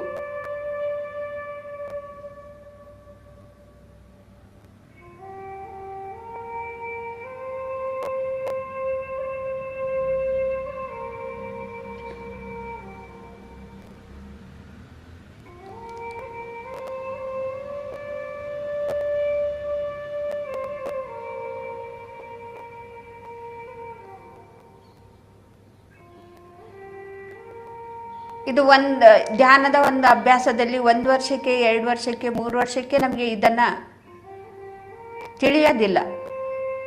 ದಿನನಿತ್ಯ ನಾವು ನಿರಂತರವಾಗಿ ಈ ಸಾಧನೆಯಲ್ಲಿರಬೇಕು. ಎಷ್ಟೋ ವರ್ಷಗಳಾದಮೇಲೆ ಈ ಸೂಕ್ಷ್ಮತೆಯನ್ನು ನಾವು ತಿಳ್ಕೊಳ್ತೀವಿ, ಯಾವುದನ್ನು ಮಾಡಬೇಕು ಯಾವುದನ್ನು ಮಾಡಬಾರ್ದು ಅಂಥೇಳಿ. ನಮ್ಮ ಬುದ್ಧಿ ನಮ್ಮ ಪೂರ್ಣಾತ್ಮದ ಜೊತೆಗೆ ಸೇರಿ ಯಾವಾಗ ಮಾಡುತ್ತೋ ಅವಾಗ ನಾವು ಸರಿಯಾಗಿ ಮಾಡೋದನ್ನು ಕಲ್ತ್ಕೊಳ್ತೀವಿ. ನಮ್ಮ ಬುದ್ಧಿ ಇನ್ನು ಪ್ರಾಪಂಚಿಕವಾಗಿ ಅಹಂಕಾರದಿಂದ ಕೂಡಿದ್ರೆ ನಾವು ಎಲ್ಲವನ್ನು ಕೂಡ ಧ್ಯಾನ ಮಾಡ್ತಾ ಇದ್ರೂ ಕೂಡ ಯಾವುದು ಕೂಡ ಸರಿಯಾಗಿ ಮಾಡ್ತಾ ಇರೋದಿಲ್ಲ. ನಮ್ಮ ಬುದ್ಧಿ ಯಾರ ಜೊತೆಗೆ ಸೇರ್ಕೊಂಡಿರಬೇಕು, ಪೂರ್ಣಾತ್ಮದ ಜೊತೆಗೆ ನಾವು ಸೇರ್ಕೊಂಡು, ಈ ಜೀವಾತ್ಮ ಪೂರ್ಣಾತ್ಮದ ಜೊತೆಗೆ ಸೇರ್ಕೊಳ್ತಾ ಇರತ್ತೆ. ಪೂರ್ಣಾತ್ಮದಿಂದ ಈ ಜೀವಾತ್ಮ ತಿಳ್ಕೊಂಡು ಈ ಜೀವಾತ್ಮ ಈ ಬುದ್ಧಿಗೆ ತಿಳಿಸ್ತಾ ಇರುತ್ತೆ. ಆವಾಗ ನಾವು ಮಾಡುವಂಥ ಕೆಲಸಗಳು ಎಲ್ಲವೂ ಕೂಡ ಸರಿಯಾಗಿರುತ್ತೆ.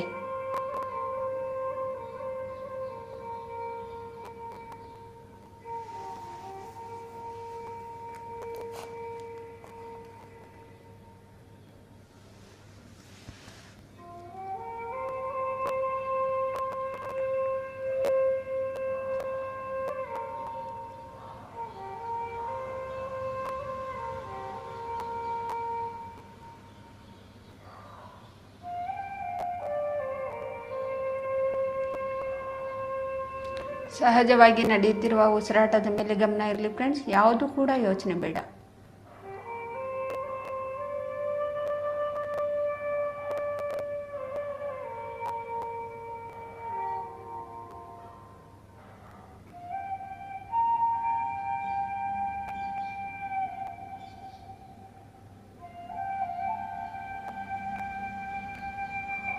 ನಾವೊಂದು ಧ್ಯಾನದ ಅಭ್ಯಾಸ ಮಾಡ್ತಾ ಇದ್ದೀವಿ ಅಂದರೆ ನಮ್ಮಲ್ಲಿ ಸುರರು ಕೂಡ ಸೇರ್ಕೊಳ್ತಾರೆ. ಸುರರದ ಒಂದು ಶಕ್ತಿ ಕೂಡ ಸೇರ್ಕೊಳ್ಳುತ್ತೆ, ಅಸುರರ ಒಂದು ಶಕ್ತಿ ಕೂಡ ಸೇರ್ಕೊಳ್ಳುತ್ತೆ. ನಮ್ಮಲ್ಲಿ ಯಾವುದನ್ನು ಹೆಚ್ಚಿದೆ ಅದನ್ನು ನಾವು ಫಸ್ಟು ಅಬ್ಸರ್ವ್ ಮಾಡಬೇಕು.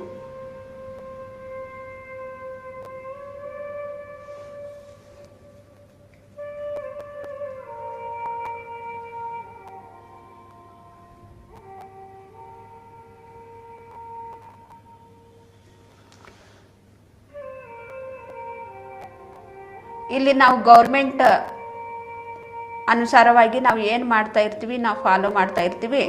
ಮೇಲಿನ ಲೋಕದಲ್ಲಿನೂ ಕೂಡ ಒಂದು ಗೌರ್ಮೆಂಟ್ ಇದೆ. ಇಲ್ಲಿ ಏನು ನಾವು ಸರಿಯಾಗಿ ಮಾಡಿರ್ತೀವಿ ಅಲ್ಲಿ ನಮಗೆ ಎಲ್ಲವೂ ಕೂಡ ಅನುಕೂಲಕರವಾಗಿರುತ್ತೆ. ಇಲ್ಲಿ ಧ್ಯಾನ ಮಾಡ್ತಾ ಮಾಡ್ತಾ ನಾವು ಕೆಟ್ಟ ಕೆಲಸಗಳನ್ನು ಮಾಡ್ತಾ ಇದ್ದರೆ ಅಲ್ಲಿ ನಮಗೆ ಪರ್ಮಿಷನ್ ಇಲ್ಲ ಅಲ್ಲಿರೋದಕ್ಕೆ, ಅಲ್ಲಿ ನಮಗೆ ಜಾಗ ಕೊಡೋದಿಲ್ಲ.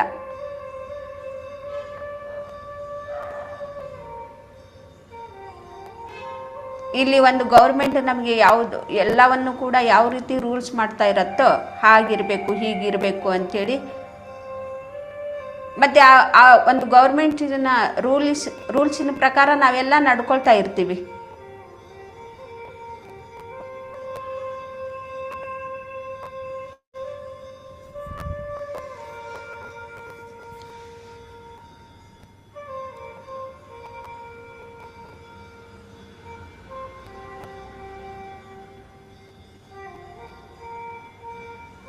ಹಾಗೆ ಮೇಲಿನ ಲೋಕದಲ್ಲಿನೂ ಕೂಡ ಕೆಲವೊಂದು ರೂಲ್ಸ್ಗಳಿರುತ್ತೆ. ನಾವು ಧ್ಯಾನ ಮಾಡ್ತಾ ಇದ್ದೀವಿ, ನಮ್ಮ ಒಂದು ಜೀವನವನ್ನು ನಾವು ಮುಕ್ತಿ ಪಡ್ಕೊಂಡ್ವಿ ಅಂತ ನಾವು ಅಂದ್ಕೊಂಡಿರ್ತೀವಿ.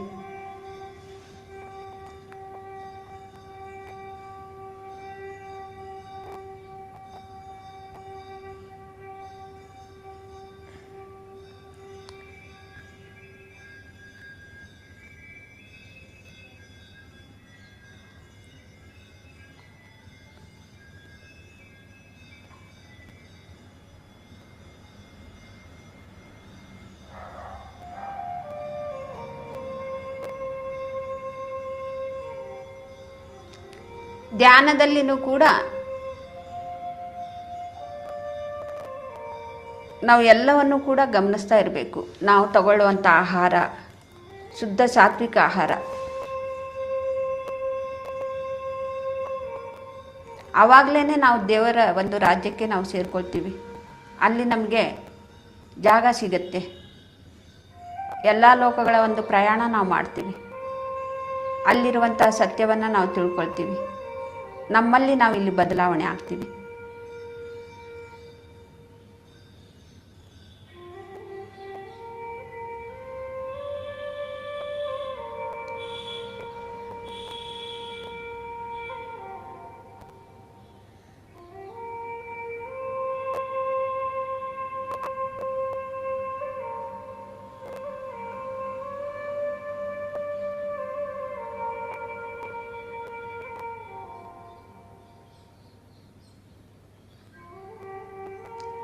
ಅಲ್ಲಿ ನಾವು ಸತ್ಯವನ್ನು ತಿಳ್ಕೊಂಡು ಇಲ್ಲಿ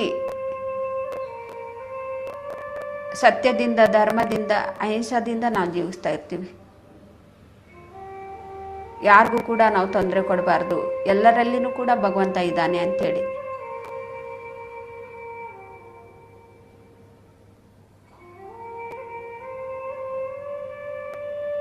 ಒಂದು ಗಿಡ ಮರಗಳಲ್ಲಿನೂ ಕೂಡ, ಪಶು ಪಕ್ಷಿಗಳಲ್ಲಿನೂ ಕೂಡ, ಜಲಚಲ ಜೀವರಾಶಿಗಳಲ್ಲಿ, ಪ್ರತಿಯೊಂದು ಜಲಚಲ ಜೀವರಾಶಿಗಳಲ್ಲಿನೂ ಕೂಡ ಭಗವಂತ ಇದ್ದಾನೆ ಅಂಥೇಳಿ ಈ ಸತ್ಯವನ್ನು ನಾವು ತಿಳ್ಕೊಳ್ತೀವಿ. ನಾವು ಧ್ಯಾನ ಮಾಡ್ತಾ ಮಾಡ್ತಾ ಶುದ್ಧ ಸಾತ್ವಿಕ ಆಹಾರವನ್ನು ತಗೊಳ್ತಾ ಸತ್ಯದಿಂದ, ಧರ್ಮದಿಂದ, ಅಹಿಂಸದಿಂದ ನಾವು ಯಾವಾಗಿರ್ತೀವೋ ಮೇಲಿನ ಲೋಕಗಳಿಗೆಲ್ಲ ನಮಗೆ ಹೋಗೋದಕ್ಕೆ ಈ ಶರೀರದಲ್ಲೇ ಇದ್ಕೊಂಡು ನಾವು ಸೂಕ್ಷ್ಮ ಶರೀರಯಾನ ನಾವು ಮಾಡ್ತಾ ಇರ್ತೀವಿ. ಆಸ್ಟ್ರಲ್ ಆಗಿ ನಾವು ಹೋಗ್ತಾ ಇರ್ತೀವಿ. ಅಲ್ಲಿರುವಂಥ ಸತ್ಯವನ್ನು ನಾವು ತಿಳ್ಕೊಂಡು ಬರ್ತೀವಿ. ಇದು ಎಲ್ಲವೂ ಕೂಡ ಧ್ಯಾನದಲ್ಲಿ ಸಹಜವಾಗಿಯೇ ನಡೆಯುತ್ತೆ. ಧ್ಯಾನದ ಒಂದು ಸಾಧನೆಯಿಂದ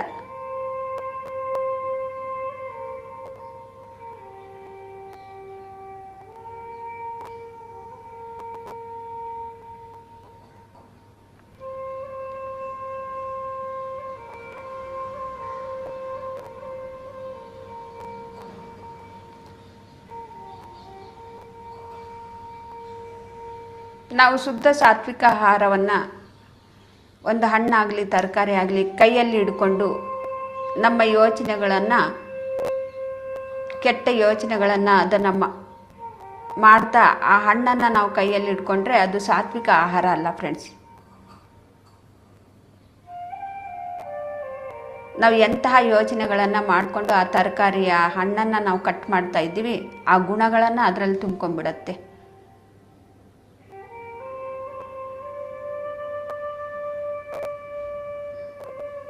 ನಾವು ಏನು ಹೇಳ್ತೀವಿ ಆವಾಗ, ನಾವು ತಿಂದಿರೋದು ಶುದ್ಧ ಸಾತ್ವಿಕ ಆಹಾರನೇ ಅಂತ.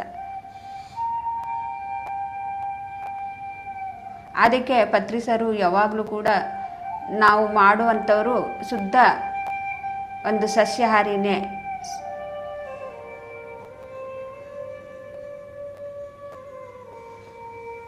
ನಮಗೆ ಮಾಡಿ ಹಾಕಬೇಕು ಅಂಥವ್ರ ಒಂದು ಕೈಯಿಂದ ನಾವು ಊಟವನ್ನು ಮಾಡಬೇಕು ಅಂತ ಹೇಳ್ತಾರೆ.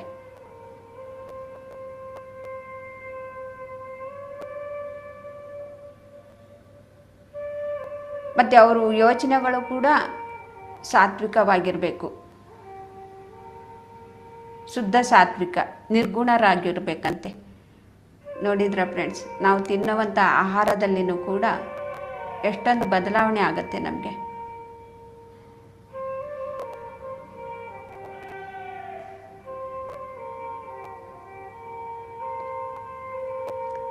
ಇದು ಎಲ್ಲ ನಾವು ಧ್ಯಾನ ಮಾಡ್ತಾ ಇದ್ರೆ ನಾವು ತಿಳ್ಕೊಳ್ತೀವಿ. ಇಲ್ಲಾಂದರೆ ಇಂಥ ಒಂದು ಸೂಕ್ಷ್ಮತೆ ನಮ್ಗೆ ಯಾರಿಗೂ ಕೂಡ ಗೊತ್ತಾಗೋದಿಲ್ಲ. ನಾವು ಅಡುಗೆ ಮಾಡುವಾಗಲೂ ಕೂಡ ಎಂತಹ ಒಂದು ಗುಣದಿಂದ ನಾವು ಅಡುಗೆ ಮಾಡಬೇಕು ಅಂತೇಳಿ.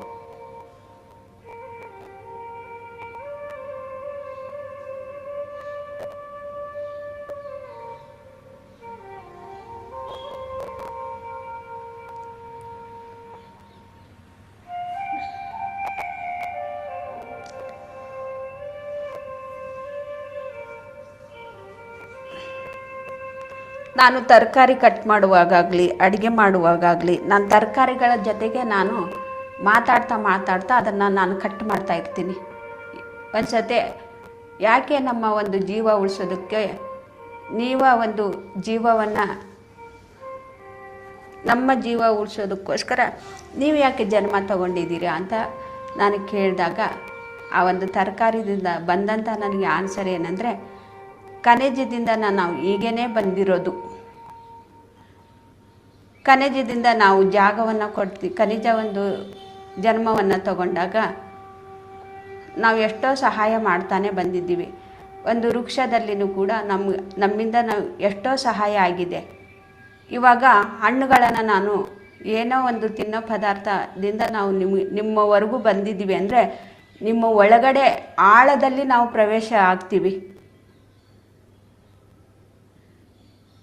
ಈ ಆಹಾರವನ್ನು ತಿಂತಾನೆ ಜೀವಿಸ್ತಾ ಇರ್ತಾರೆ. ನಾವು ತಗೊಳ್ತೀವಿ, ಆಹಾರವನ್ನು ನಾವು ಏನು ತಗೊಳ್ತೀವಿ, ಆಹಾರದಿಂದ ನಾವು ಜೀವಿಸ್ತಾ ಇರ್ತೀವಿ.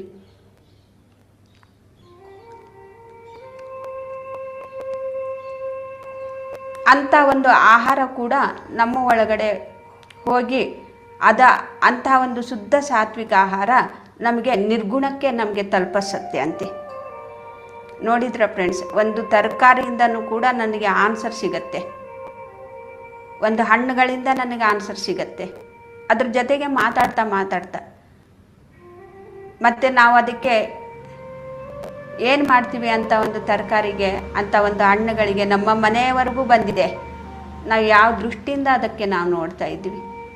ನಮ್ಮ ಜೀವ ಉಳಿಸೋದಕ್ಕೋಸ್ಕರ ಅದನ್ನು ತಿಂದು ನೀವು ಜೀವಿಸಿ ಅಂತೇಳಿ ನಿಮಗೋಸ್ಕರನೇ ನಾನು ನಿಮಗೋಸ್ಕರನೇ ಹುಟ್ಟಿದ್ದೀನಿ. ನಿಮ್ಮ ಒಂದು ಜೀವ ಉಳಿಬೇಕಂದ್ರೆ ನಾನು ಈ ಒಂದು ಹಣ್ಣಿನ ಒಂದು ಫಲವನ್ನು ನಾನು ಕೊಡಬೇಕು, ತರಕಾರಿ ಒಂದು ಫಲವನ್ನು ನಾನು ಕೊಡಬೇಕು. ಇದನ್ನು ಜೀವಿಸಿ ಭಗವಂತನ ಒಂದು ರಾಜ್ಯಕ್ಕೆ ಸೇರಬೇಕಂದ್ರೆ ಈ ಶರೀರವನ್ನು ತುಂಬ ಒಂದು ಅಗತ್ಯ. ಈ ಶರೀರ ನಮಗೆ ಬೇಕು. ಈ ಶರೀರದಲ್ಲೇ ಇದ್ಕೊಂಡು ನಾವು ಕಲ್ತ್ಕೋಬೇಕು. ಈ ಶರೀರ ಎಷ್ಟು ನಮಗೆ ಬೆಲೆ. ತಿನ್ನೋದಕ್ಕೋಸ್ಕರನೇ ಆ ಹಣ್ಣುಗಳು, ಆ ತರಕಾರಿಗಳು ಉಟ್ಕೊಂಡಿದೆ ನಮಗೆ ಒಂದು ಭಗವಂತನ ಒಂದು ರಾಜ್ಯದವರೆಗೂ ಸೇರಿಸೋದಕ್ಕೆ. ಆದರೆ ನಾವು ಇಲ್ಲಿ ಏನು ಮಾಡ್ತೀವಿ, ಜೀವನವನ್ನು ಜೀವಿಸೋದಕ್ಕೆ ಬಂದಂತಹ ಪ್ರಾಣಿಗಳನ್ನು ನಾವು ಕೊಂದು ತಿಂತಾ ಇರ್ತೀವಿ. ಭಗವಂತ ಯಾವುದು ಕೂಡ ಹಂಗೆ ಸೃಷ್ಟಿ ಮಾಡಿಲ್ಲ ಫ್ರೆಂಡ್ಸ್. ಒಂದು ತಿಂದು ಒಂದು ಜೀವಿಸ್ತಾ ಇರತ್ತೆ. ನೋಡಿ, ನಮಗೆ ಆ ಒಂದು ಹಣ್ಣು, ಆ ತರಕಾರಿನಿಂದ ನನಗೆ ಏನು ಸಂದೇಶ ಬಂತಂದರೆ, ಈ ಶರೀರ ಇರಬೇಕಂದ್ರೆ ಒಂದು ಸ್ವಲ್ಪ ಆಹಾರ ಬೇಕೇ ಬೇಕು.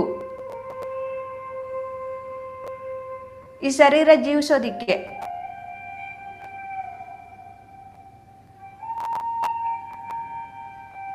ಈ ಶರೀರ ಜೀವಿಸ್ಬೇಕಂದ್ರೆ ನಮ್ಮನ್ನು ನೀವು ತಿನ್ನಲೇಬೇಕು. ಹಣ್ಣುಗಳನ್ನಾಗಲಿ ತರಕಾರಿಗಳನ್ನಾಗಲಿ ನಾವು ಹೇಗೆ ಒಂದು ಖನಿಜದಿಂದ ವೃಕ್ಷದಿಂದ ನಾವು ನಿಮಗೆ ಸಹಾಯ ಮಾಡಿಕೊಂಡೇ ಬಂದಿದ್ವಿ. ಎಲ್ಲಿಂದ ಬಂದ್ವಿ ನಾವು? ಪೂರ್ಣಾತ್ಮದಿಂದ. ಮತ್ತೆ ನಿಮಗೆ ಪೂರ್ಣಾತ್ಮದವರೆಗೂ ತಲುಪೋಸೋವರೆಗೂ ಕೂಡ ನಾವು ನಿಮ್ಮ ಜೊತೆಗೆ ಇರ್ತೀನಿ ಅಂಥೇಳಿ. ನೋಡಿದ್ರ ಫ್ರೆಂಡ್ಸ್, ನಾವು ಪೂರ್ಣಾತ್ಮದವರೆಗೂ ತಲುಪೋವರೆಗೂ ಕೂಡ ನಾವು ಎಲ್ಲಿಂದ ಬಂದಿದ್ದೀವಿ ಅಲ್ಲಿಂದನೇ ಬಂದಿದ್ದೀವಿ. ಮತ್ತು ಎಲ್ಲಿಗೆ ಹೋಗಬೇಕು ಅಲ್ಲಿಗೆ ಹೋಗಬೇಕು. ಅಲ್ಲಿಗೆ ಹೋಗೋವರೆಗೂ ನಾವು ಏನೋ ಒಂದು ತಿಂತ ಜೀವಿಸ್ತಾ ಇರಬೇಕಲ್ವಾ?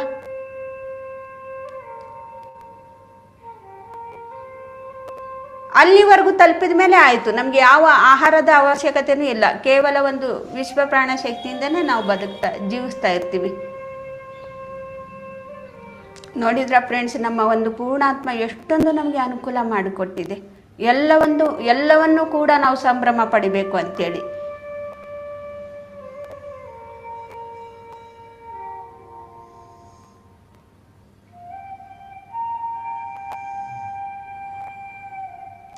ನಾನು ಮೊದಲು ತರಕಾರಿ ಕಟ್ ಮಾಡಿ ಅಡುಗೆ ಮಾಡೋದಕ್ಕೂ ಇವಾಗಲೂ ತರಕಾರಿ ಹಣ್ಣುಗಳನ್ನು ಕಟ್ ಮಾಡಿ ನಾನು ಅಡುಗೆ ಮಾಡೋದಕ್ಕೂ ತುಂಬಾ ವ್ಯತ್ಯಾಸ ಆಗಿದೆ.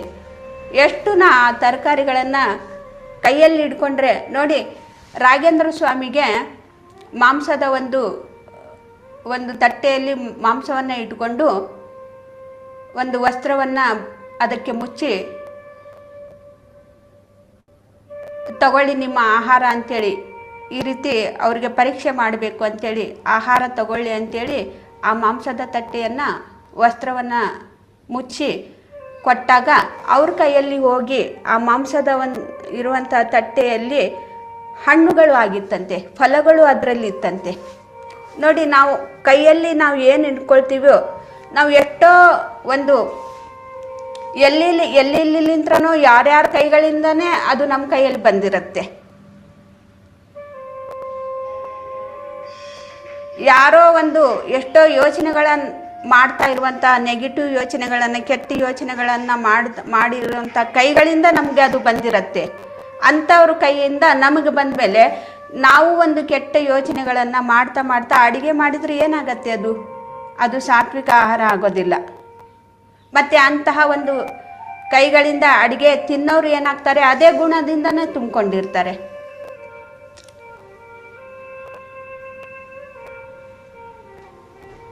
ಅದು ನಮ್ಮ ಕೈಗೆ ಬಂದ ಮೇಲೆ ಅದು ಶುದ್ಧ ಸಾತ್ವಿಕ ಆಹಾರವನ್ನು ಆಗಬೇಕು. ಮತ್ತು ನಮ್ಮ ಕೈಗಳಿಂದ ತಿಂದಂಥ ಆಹಾರವನ್ನು ಎಷ್ಟೋ ಕ್ರೂರವಾಗಿದ್ರೂ ಕೂಡ ಅವ್ರಿಗೆ ಬದಲಾವಣೆ ಮಾಡಿಸುವಂಥ ಶಕ್ತಿ ಆ ಆಹಾರಕ್ಕಿರತ್ತೆ, ಆ ಪದಾರ್ಥಕ್ಕಿರತ್ತೆ.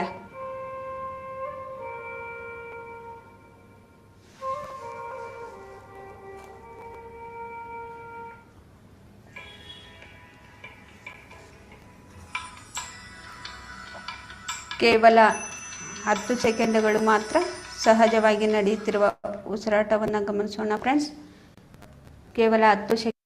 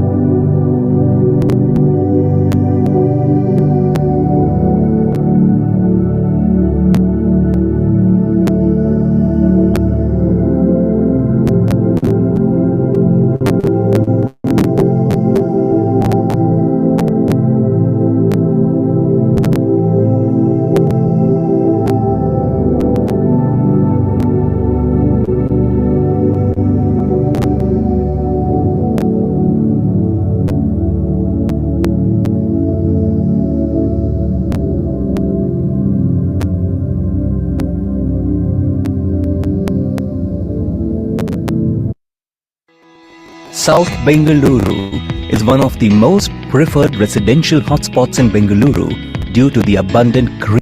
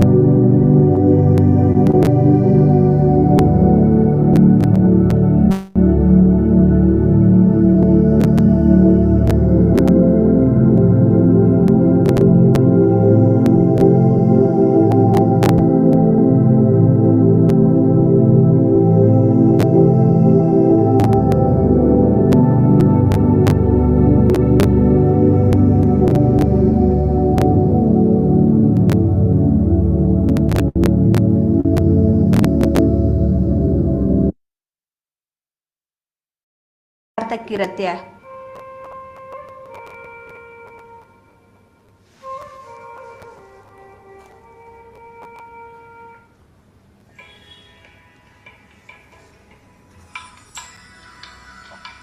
ಕೇವಲ 10 ಸೆಕೆಂಡುಗಳು ಮಾತ್ರ ಸಹಜವಾಗಿ ನಡೆಯುತ್ತಿರುವ ಉಸಿರಾಟವನ್ನು ಗಮನಿಸೋಣ ಫ್ರೆಂಡ್ಸ್. ಕೇವಲ 10 ಸೆಕೆಂಡು ಉಸಿರಾಟವನ್ನೇ ಗಮನಿಸ್ತಾ ಇರಿ.